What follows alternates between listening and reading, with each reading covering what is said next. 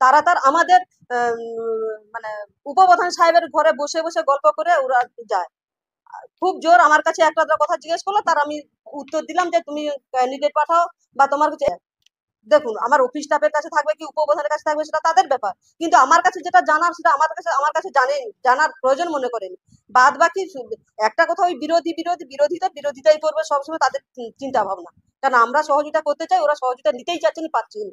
আমি এই বিষয়টা নিয়ে বলবো যে আমি প্রথমত ভারতবাসী, দ্বিতীয়ত পশ্চিমবঙ্গ, সেই সঙ্গে সঙ্গে পূর্ব মিদনাপুর ময়না দেউলি গ্রামে হাজরাপাড়ার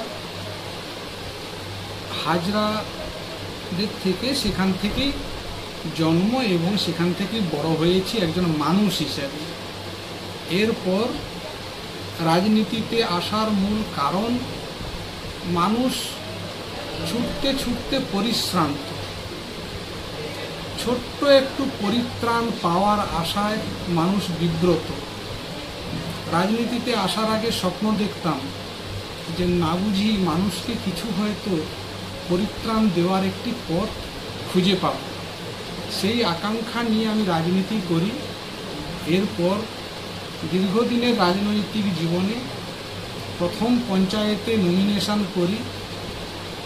নমিনেশন করার পর পঞ্চায়েতে বুথের কর্মীরা, বুথের ভোটাররা ভোট দিয়ে জয়যুক্ত করিয়েছেন। তারপর আমি উপপ্রধান হওয়ার পর আমি ভাবছিলাম যে নৈছনপুরে গ্রাম পঞ্চায়েতে 42,000-এরও অধিক মানুষ যেখানে বসবাস করে, যেখানে 12টি প্রাথমিক বিদ্যালয়, একটি দেউলি আদর্শ বিদ্যাপীঠ, 21টি অঙ্গনওয়াড়ি কেন্দ্র, একটি এমএসকে, একটি এসএসকে, একটি কন্যা নির্মাণ গুরুকুল, এত যে বড় একটি এরিয়া, সেখানে এত মানুষ, প্রত্যেকটি মানুষের কাছে আমি একজন উপপ্রধান হিসেবে পরিচিতি পাওয়ার আশা করেছিলাম। আমি যখন অঞ্চল অফিসে উঠি তখন আমি যে একটি দলের থেকে জিতে এসেছি সে জামাটাকে পরিত্যাগ করেই অঞ্চল অফিসে উঠি, যে মানুষকে সেবা দেওয়ার জন্য। এখানে Trinamool, BJP, CPM, RSP, SUC এই তকমা নিয়ে অঞ্চল অফিসে কখনোই উঠি। অঞ্চল অফিসে উঠে একজন নিরপেক্ষ পঞ্চায়েত অথবা উপপ্রধান হিসেবে কাজ করবার মানসিকতা নিয়েই চলি। আর সকলেই আসেন, বিরোধীরাও আসেন পরামর্শ নেওয়ার জন্য। তারা, আমি দেখেছি যে আমরা 14 জন পঞ্চায়েতের 7 জন পঞ্চায়েত জেন্টস, 7 জন লেডিস। তার মধ্যে প্রধান তিনিও লেডিস, তিনি অনেক দক্ষ।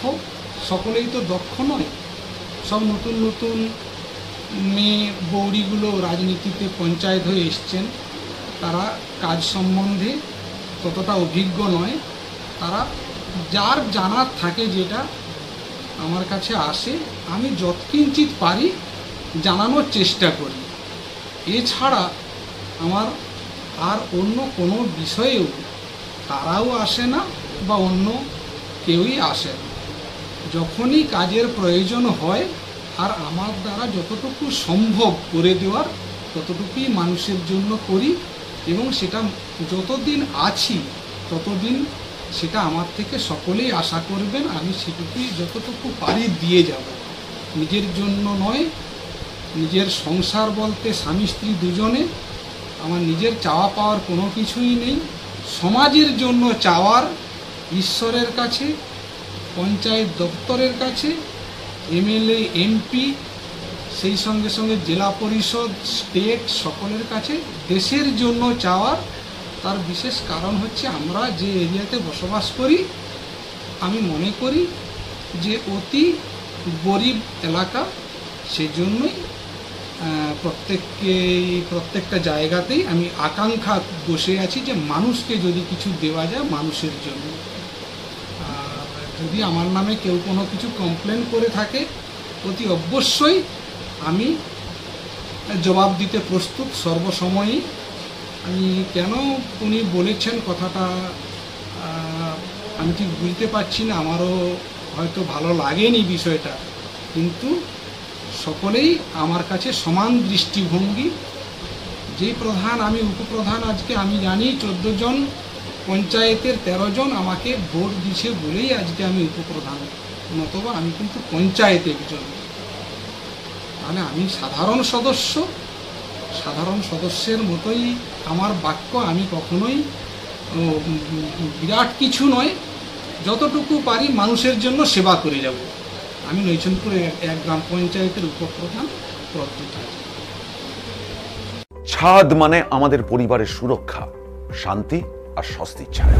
কিন্তু বছরের পর বছর ধরে রোদ, বৃষ্টি, ধুলো আর ফাটল সব মিলিয়ে আপনার বাড়ির ছাদ হয়ে পড়ছে দুর্বল। রোদের গরমে ঘরের ভিতরে থাকা দায়, বৃষ্টির সময় ছাদ ছুঁয়ে জল পড়ে। সমাধান একটাই, রুফ ডক্টর।